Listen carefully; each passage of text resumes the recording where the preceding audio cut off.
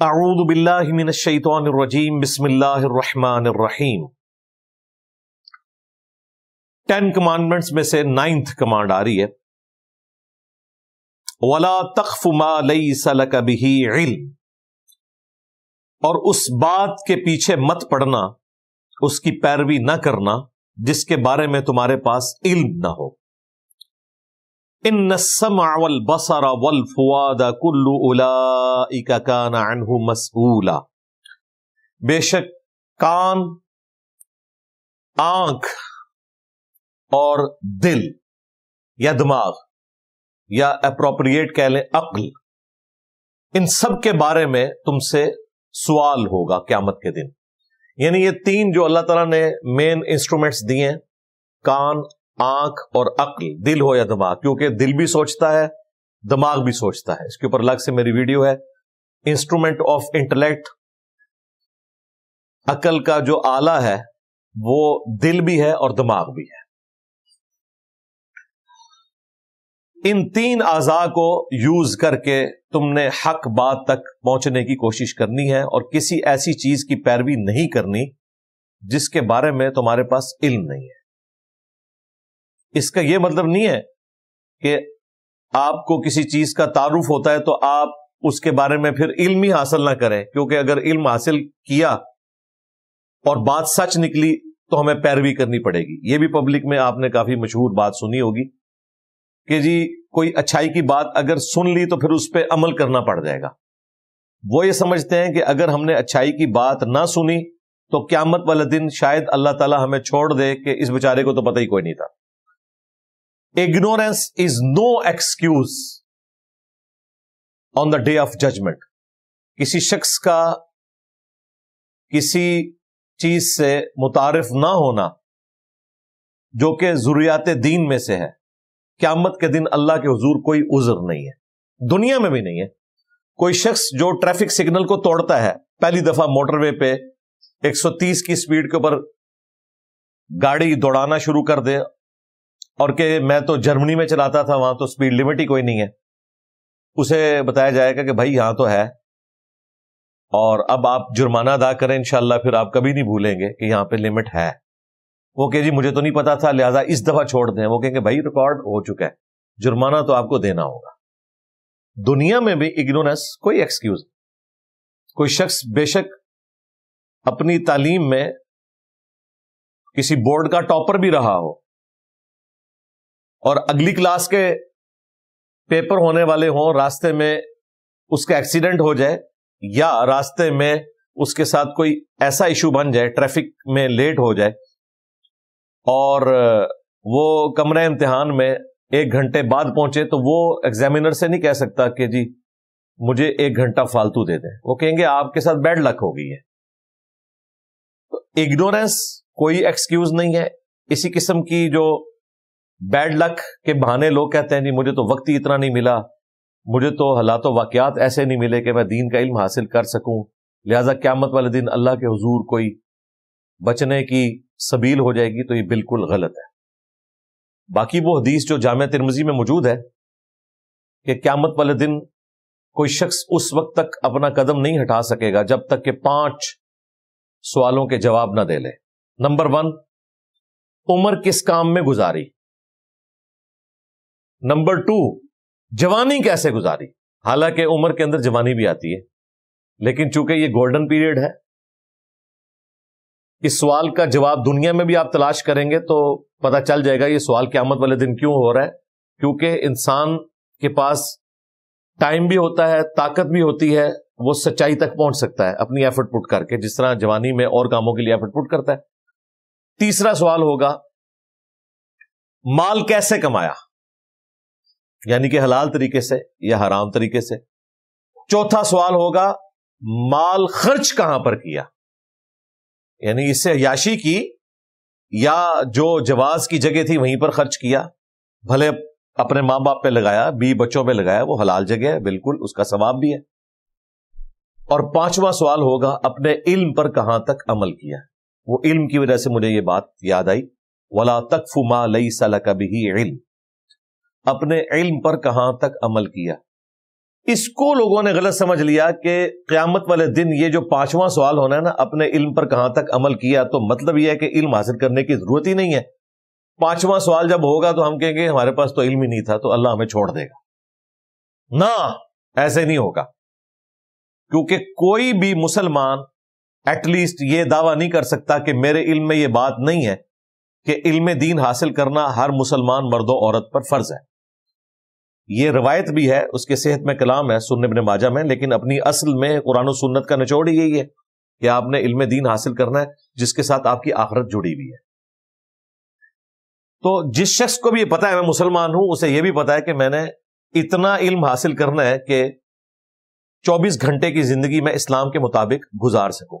اس لیے دیکھیں تبلیغی جماعت نے بھی جو 6 نمبر بنائے ہوئے نا، ان میں سے ایک علم بھی ہے، کیونکہ بنیادی چیز ہے. علم کے بغیر نہ آپ وضو کا طریقہ سیکھ سکتے ہیں، نہ غسل کا، نہ پاکی پلیدی کے مسائل سیکھ سکتے ہیں، نہ نماز پڑھنے کا طریقہ، نہ رمضان المبارک کے روزے، کیونکہ اسلام کی بنیاد تو بخاری مسلم میں ہے کہ 5 چیزوں پہ ہے. کلمے کے بعد نماز، زکوٰۃ، حج اور رمضان کے روزے، یہ 4 ہیں اعمال. پہلا جو ہے وہ تو عقیدہ ہے، توحید اور رسالت کے اعتبار سے. تو یہ جو 4 اعمال ہیں، جب تک ان کا علم حاصل نہیں ہوگا اور ان سے جڑی ہوئی چیزوں کا علم. اب ایک شخص کہتا ہے میرے پاس مال ہے اور میں حج کے لیے جا رہا ہوں، تو مال حلال طریقے سے کمایا ہونا چاہیے. یہ نہیں ہے کہ حرام طریقے سے کمایا اور حج کر لیا اور کہ میں اپنے گناہ معاف کروا لوں گا، کیونکہ مسلم شریف میں حدیث ہے کہ حج مبرور جو ہے وہ گزشتہ کے سارے گناہوں کو معاف کر دیتا ہے، تو لہٰذا بخشش ہو جائے گی. اس کے ساتھ جتنی کورالریز جڑی ہوئی ہیں نا، وہ بیک وقت سارے کے سارے فنکشنز کو سیٹسفائی ہونا چاہیے، تب جا کے کوئی اینڈ رزلٹ آپ کے حق میں نکلے گا. تو علم تو بہرحال آپ نے حاصل کرنا ہی کرنا ہے. اپنے علم پر کہاں تک عمل کیا، اس میں یہ بھی داخل ہے کہ علم حاصل کیا کہ نہیں کیا. کیونکہ یہ تو پتا تھا نا میں مسلمان ہوں، میں نے مرنا ہے، اللہ کے حضور پیش ہونا ہے، اس کے لیے تیاری کرنی ہے، یہ سارا کچھ تمہارے علم میں تھا نا. تو اس پہ کتنا عمل کیا کہ آخرت کی جواب دہی کے لیے کوشش کتنی کی. لہذا یہ اپنے دماغ سے نکال دیں. کئی لوگ ہیں پرانے بوڑھے، آپ دیکھیں، کہتے ہیں نہیں جی سننے دی لوڑ ہی کوئی نہیں، پھر عمل کرنا پڑے گا. جی وہ یہ سمجھتے ہیں نہ سنا تو شاید بخشش ہو جائے گی. اس طرح نہیں ہوگا بھائی. فرائض کا علم تو بہرحال حاصل کرنا ہی کرنا ہے، اس کے بغیر تو چھٹکارا نہیں ہے. تو قرآن یہ کہہ رہا ہے کہ کسی ایسی چیز کی پیروی نہیں کرنی جس کے بارے میں تمہارے پاس علم نہیں ہے. اور علم حاصل کرنے کے 3 بڑے انسٹرومنٹس کا ذکر کیا: کان، آنکھ اور عقل، دل ہو یا دماغ. ان کے ذریعے آپ نے علم کو حاصل کرنا ہے اور اس کے بعد سچائی کی پیروی کرنی ہے اور برائی سے اجتناب کرنا ہے. اس کے بغیر آپ نے کسی بھی بات کی پیروی نہیں کرنی، بظاہر وہ کتنی ہی اچھی لگ رہی ہے. اگر ڈیفینیٹ علم نہیں ہے اس کی پیروی آپ نے نہیں کرنی. عین ممکن ہے وہ دین میں بدعت ہو. اکثر بدعات جو دین میں داخل کی گئی ہیں وہ ثواب کی نظر سے ہی کی ہوئی ہیں نا. اگر کوئی شخص 10 محرم کے دن غیر شرعی افعال کرتا ہے تو نیت تو پیچھے اس کی بالکل درست ہے اور وہ ثواب کی نیت سے کر رہا ہے، اہل البیت سے محبت کا اظہار کر رہا ہے. لیکن وہ کام کر رہا ہے جو اہل البیت علیہم السلام کی تعلیمات کے خلاف ہے. اسی طریقے سے 12 ربیع الاول کے موقع کے اوپر جو ادھم مچایا ہوتا ہے انہوں نے، مکے مدینے کے ماڈل بنائے ہوئے ہیں، وہاں بے پردہ عورتیں آ رہی ہیں، پیچھے وہ ڈانس والا میوزک لگا ہوا ہے اور اس کے اوپر عجیب و غریب ڈسکو قسم کی نعتیں اور قوالیاں چل رہی ہیں، مرد و عورت کا اختلاط ہے، اور کیمرے کے فتنے کے بعد تو کسی کی بھی بہن بیٹی محفوظ نہیں ہے. ان کی چیزیں ریکارڈ ہو کے نیٹ کے اوپر چڑھ جاتی ہیں اور بعد میں ہی پھر آپس میں روتے پیٹتے رہتے ہیں کہ یہ ہمارے ساتھ کیا ہو گیا. تو یہ جتنے کام ہو رہے ہیں، اتنے خرچے ہو رہے ہیں، نیکی کی نیت سے ہی ہو رہے ہیں، لیکن بغیر علم کے ہو رہے ہیں. چونکہ بغیر علم کے ہو رہے ہیں لہذا مردود ہے. صحیح بخاری میں حدیث ہے، حضرت حذیفہ ابن یمان نے ایک شخص کو دیکھا کہ وہ نماز کے رکوع اور سجود بڑی تیزی سے ادا کر رہا تھا. جیسے ہی اس نے اسلام پھیرا، آپ اس کے پاس آئے اور فرمایا کہ اگر تو اسی طریقے سے نماز پڑھتا ہوا مر گیا نا تو محمد صلی اللہ علیہ وآلہ وسلم کے طریقے پہ نہیں مرے گا.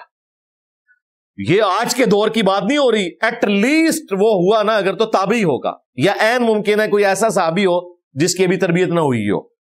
صرف حضور کو دیکھا ہی ہو اس نے صلی اللہ علیہ وآلہ وسلم.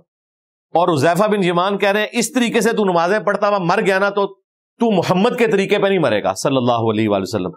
اس کا مطلب آپ کو پتا ہے کیا ہے کہ قیامت والے دن نبی علیہ السلام ایسے لوگوں کو آن نہیں کریں گے.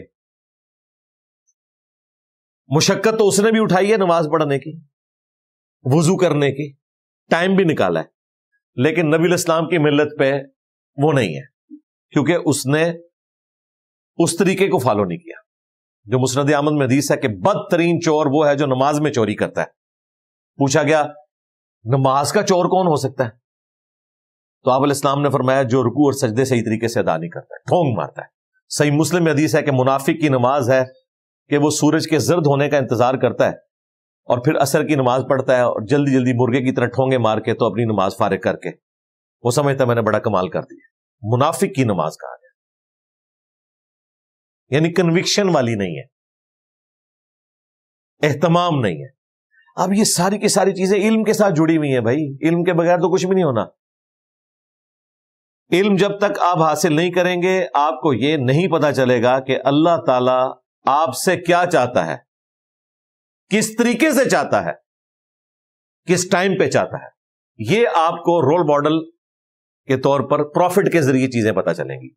لقد کان لکم فی رسول اللہ اسوۃ حسنہ, نبی علیہ السلام کی زندگی میں تمہارے لیے بہترین ماڈل ہے. انبیاء کو اللہ تعالیٰ اس لیے بھیجتا ہے کہ کوئی شخص اپنے زوم میں اللہ کی محبت میں ایسی ایکٹیویٹیز نہ کرنا شروع کر دے کہ جن چیزوں سے اللہ کو نفرت ہے.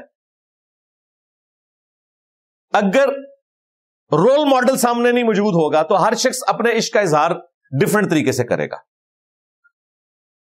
کوئی ناچ کود کے اپنے رب کو منائے گا, جس طرح قرآن میں آیا کہ مشرکین عرب طواف کعبہ کرتے تھے سیٹیاں اور تالیاں مارتے ہوئے, اور برہنا وہ یہ سمجھتے تھے کہ چونکہ دنیا میں جب ہم آئے تھے تو ہمارے جسم پہ کوئی کپڑے نہیں تھے, اللہ نے ہمیں اسی طریقے سے پیدا کیا تھا, لہذا اب سب سے افضل طواف یہ ہوگا کہ ہم ننگے ہو کے طواف کریں. پیچھے انہوں نے لاجک یہ بنائی ہوئی تھی نا, لاجک اپنے اعتبار سے انہوں نے بڑی اچھی بنائی ہوئی تھی.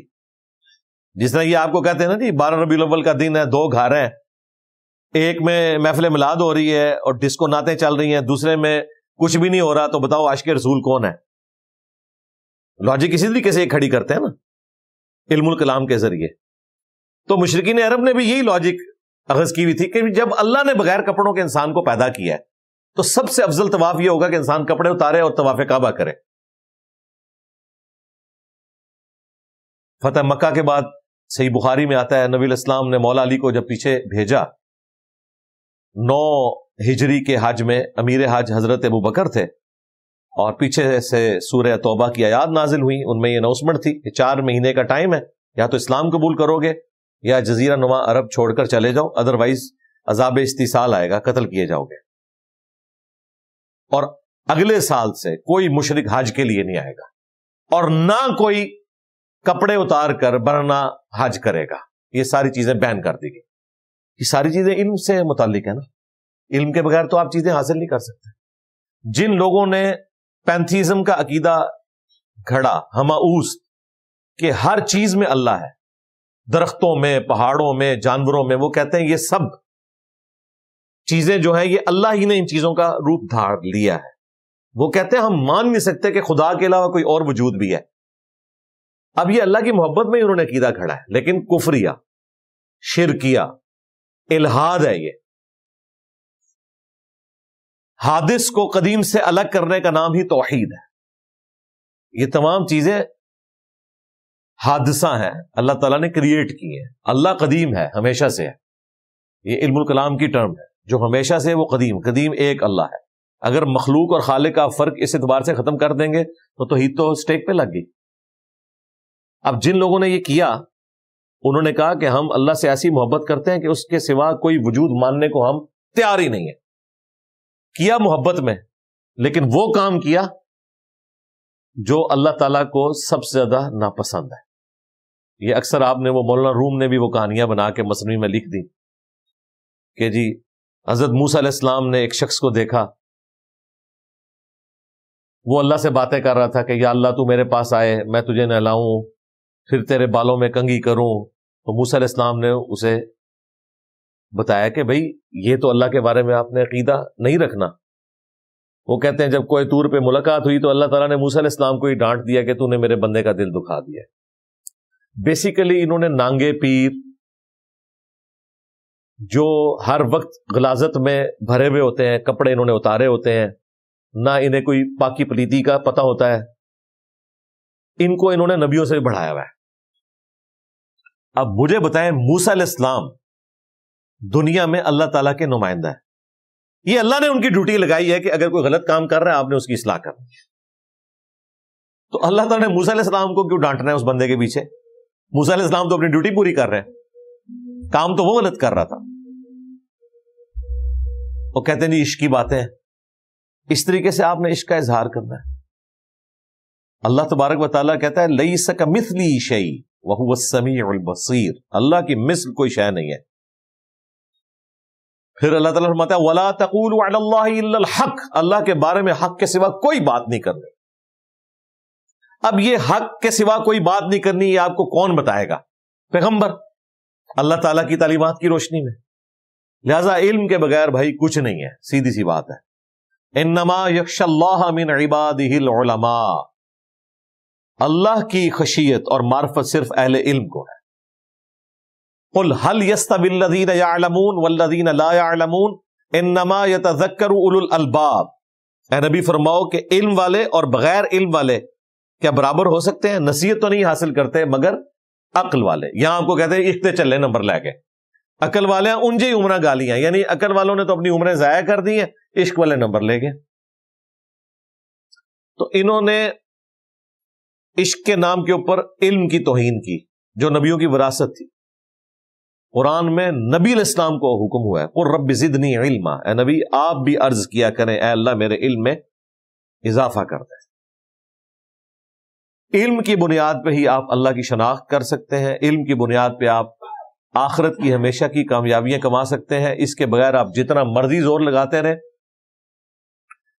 آپ ہو سکتا ہے کہ عمل کر کر کے تھک جائیں لیکن اینڈ ریزلٹ زیرو نکلے، جو قرآن میں عاملۃ ناصبہ، عمل کر کر کے تھک جانے والے۔ حضرت عمر کا قول ہے اس آیت کے کانٹیکسٹ میں، انہوں نے کہا اس سے مراد یہودی اور نصرانی وہ راہب ہے جنہوں نے باتیں تو بہت کی ہیں لیکن عمل کر کر کے تھک گئے ہیں۔ اللہ کو وہ مطلوب نہیں تھا، وہ پیغمبروں کی تعلیمات یہ نہیں تھی۔ اور یہ آپ کو کہتے ہیں عبد القادر جیلانی جو ہے وہ 30 سال تک پتے کھاتے رہے۔ اب یہ 30 سال تک پتے کھاتے رہے، یہ کون سا دین ہے؟ یہ کون سی شریعت ہے؟ پتہ نہیں ان بیچاروں نے کھائے بھی ہیں کہ نہیں، لیکن انہوں نے تو ان کے متھے مار دیے۔ پھر آپ کو کبھی بتائیں گے جی فلاں بزرگ جو ہیں انہوں نے تو 40 سال تک نہ کچھ کھایا نہ کچھ پیا نہ پیشاب کیا، یہ بھی کہتے ہیں ساتھ، نہ سوئے۔ ہم کہتے ہیں بخاری مسلم میں ہے نبی علیہ السلام جب غار ہرا چند دنوں کے لیے تشریف لے گئے تو ٹفن میں کھانا ساتھ لے کے گئے۔ آپ کے لیے تو آسمان سے کوئی کھانا نازل نہیں ہوا، اور تمہارے بابے بغیر کھائے پیے زندہ رہتے ہیں۔ سب جھوٹ ہے، یہ علم کے بغیر ہے چیزیں۔ ابھی تو میں وہ علم ڈسکس کر رہا ہوں جس کا تعلق وحی کے ساتھ ہے، علم الوحی، ریویلڈ نالج، قرآن اور سنت کا، کتاب و سنت کا علم، الہامی جو اللہ تعالیٰ پیغمبروں کے ذریعے دیتا ہے۔ اس میں بھی آپ نے جب تک علم حاصل نہیں کرنا، آپ نے دین کے اعتبار سے بھی آگے کسی چیز کی پیروی نہیں کرنی۔ ایک دوسرا علم ہے، وہ ہے ایکوائرڈ نالج، جو اللہ تعالیٰ نے فزیکل فینومینا آف نیچر کا علم رکھ دیا ہے۔ مثلا پیٹرول آگ کو بھڑکاتا ہے، یہ فزیکل نالج ہے، یہ ہماری آبزرویشن میں ہے۔ قرآن و سنت میں کہیں نہیں لکھا ہوا۔ قرآن و سنت میں کہاں سے آنا تھا؟ پیٹرول کا پہلا جو کنواں ہے پنسلوینیا میں 1853 میں باقاعدہ طور پر دریافت ہوا۔ ویسے تو قبل از مسیح بھی یہ تیل نکلتا تھا زمین سے، لیکن وہ کروڈ آئل کی فارم میں چائنا میں نکالا جاتا تھا۔ وہ اسے ہیلنگ کے لیے استعمال کرتے تھے، انہیں نہیں پتا تھا کہ اسے آگ بھی لگائی جا سکتی ہے، اس میں سے ڈیزل اور یہ ساری پیٹرول اور کیروسین یہ سب کچھ نکالا جا سکتا ہے۔ یہ بعد میں پتا چلا انسانیت کو، بمشکل 200 سال پہلے کی بات ہے۔ لیکن ہمیں یقین ہے کہ ایسا ہی ہوتا ہے. یہ فزیکل فینومینا آف نیچر ہے. فزیکل فینومینا آف نیچر یہ بھی ہے کہ آپ گندم کا دانہ بوئیں گے, اس میں سے کھیتی نکلے گی. فروٹ کی گھٹلی بوئیں گے, اس میں سے اس کا درخت نکلے گا. یہ ساری چیزیں فزیکل فینومینا آف نیچر ہے. یہ بھی خدا کا تعارف کرواتی ہیں, اور آپ کو کئی توہمات سے یہ چیزیں آزاد کرتی ہیں. سائنس کبھی نہیں مانے گی, اور نہ اسے ماننا چاہیے کہ کالی بلی راستہ کاٹ دے تو نحوست ہے. گھر کی منڈیر کے اوپر کوا بولے تو کوئی مہمان آنے والا ہے. جوتی پہ جوتی چڑھ جائے تو سفر لکھا ہوا ہے. قرآن اور سنت میں تو اس قسم کی کوئی چیز ہوگی نہیں نا, وہاں تو یہ خرافات ہو ہی نہیں سکتی. سائنس بھی نہیں مانتی. سائنس نے نہ صرف خدا کا تعارف انسانیت کو کروایا, بلکہ جو جھوٹے خدا تھے یا خدا کے مقابلے پہ جھوٹے نظریات بنے ہوئے تھے, ان کی مٹی پلید کر کے رکھتی ہے. یہ سارے کی ساری شعبدہ بازیاں ان لوگوں کی کھل گئی ہیں. اگلے زمانوں میں لوگ شعبدہ بازیاں کرتے تھے. فاسفورس کا کسی کو پتا چلا ہے, اس میں آگ بھڑکائی, وہ کہتے تھے پتہ نہیں کیا کر دیا. اب لوگوں کو پتا ہے یار, جہاں کہ آپ مارکیٹ سے بھی خرید سکتے ہیں, یہ کون سی ایسی چیز ہے. جن چیزوں کو لوگ کرامت بنا کے پیش کرتے تھے, وہ فزیکل فینومینا آف نیچر تھا. اس دور میں بھی ایسے ایسے واقعات ہیں, آلموسٹ آج سے کوئی 15 سال پہلے کی بات ہے. تو ترنول سے ایک سڑک آگے جنڈ کی طرف جاتی ہے. وہاں پہ مختلف کالے چٹے پہاڑوں کی وہ ایک پوری سیریل ہے. وہاں پہ ایک سٹی میں کسی جگہ مٹی میں سے خوشبو نکلی, اور لوگوں نے جا کے وہ مٹی سمیٹنی شروع کر دی کہ پتہ نہیں کسی بزرگ کا کوئی اثر ہے یا کوئی ایسا سلسلہ ہو گیا. کچھ دنوں بعد پتا چلا کہ کوئی پرفیوم بنانے والی کمپنی تھی, ان کا پرفیوم ایکسپائر ہو گیا تھا, وہ انہوں نے ڈمپ کیا تھا وہاں اس مٹی میں, اور یہ باقاعدہ اخبار میں خبر آئی. لیکن لوگ لے کے جا رہے تھے. Physical phenomena of nature. کسی مزار کے پاس کوئی ایسا چشمہ بہ رہا ہے جس میں سلفر کی تعداد ہے. اب ظاہر ہے سلفر جو ہے وہ بیکٹیریا کو ختم کرتی ہے. آپ اس سے نہائیں گے, اگر کسی کو پھوڑے پھنسی ہیں تو میڈیکل علاج ہے, اس کو بزرگ کے ساتھ منسوب کر دیتے ہیں. وہ پانی آپ گھر بھی بنا سکتے ہیں بھائی, گورے نے ٹیوب میں بنا کے آپ کے حوالے کر دیا. یہ وہ ساری چیزیں جو علم کے ذریعے انسانیت نے سیکھی, اور لوگوں نے اس کو پتہ نہیں کیا کچھ بنا کے پیش کیا. لیکن جو انبیاء کے معجزات ہیں وہ فزیکل فینومینا آف نیچر کو توڑنے والے ہیں. یہ سائنس نہیں کبھی کر سکتی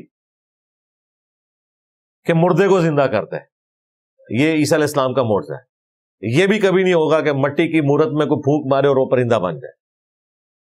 سائنس وہ کچھ کرے گی جو فزیکل فینومینا آف نیچر کے اندر اندر ہے, اس سے باہر نہیں ہو سکتا.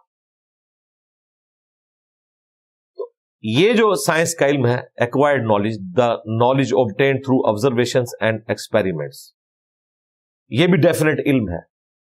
یا یہ علم کسی چیز کو سرٹیفائی کرے, یا وہی کا علم کسی چیز کو سرٹیفائی کرے, تب ہی وہ بات درست ہوگی. اگر یہ دونوں علوم کسی چیز کو نہیں مان رہے, اس چیز کو ماننے کی ضرورت کوئی نہیں, نہ اس کی پیروی کرنے کی ضرورت ہے. وہ گمراہی ہے.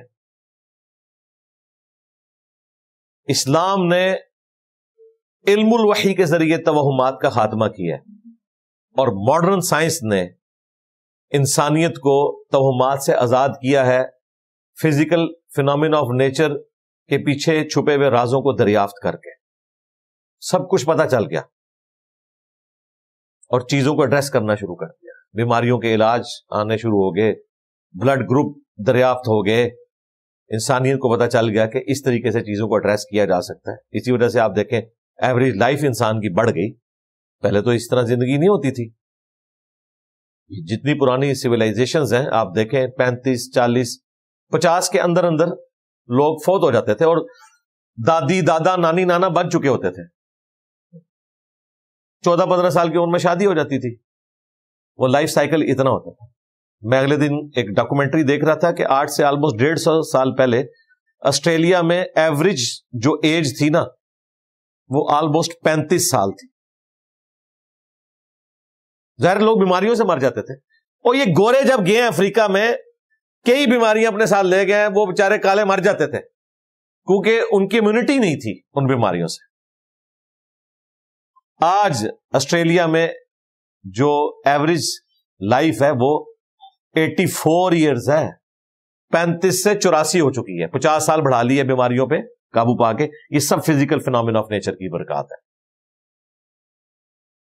ہمارے بچے جو موبائل اتنی آسانی سے what's app, video calls, YouTube, live match دیکھ رہے ہیں, 8 سے 100 سال پہلے کا انسان زندہ ہو تو انہی کو غوث وقت مان لے گا کہ یار اس وقت ڈائریکٹ مسجد نبوی میں جو نماز پڑھائی جا رہی ہے وہ ہمیں موبائل میں نظر آ رہی ہے.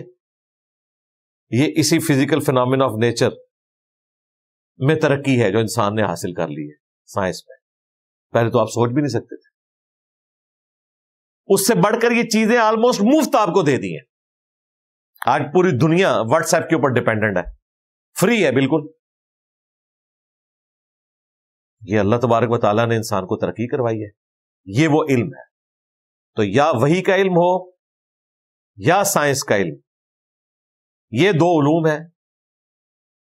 یعنی کہ ریویلڈ نالج اور ایکوائرڈ نالج, یہ سرٹیفائی کریں گے کسی چیز کو تو آپ اپنے معاملات کو آگے لے کے چلیں گے, اور اگر یہ نہیں کرتے تو نہیں چلیں گے.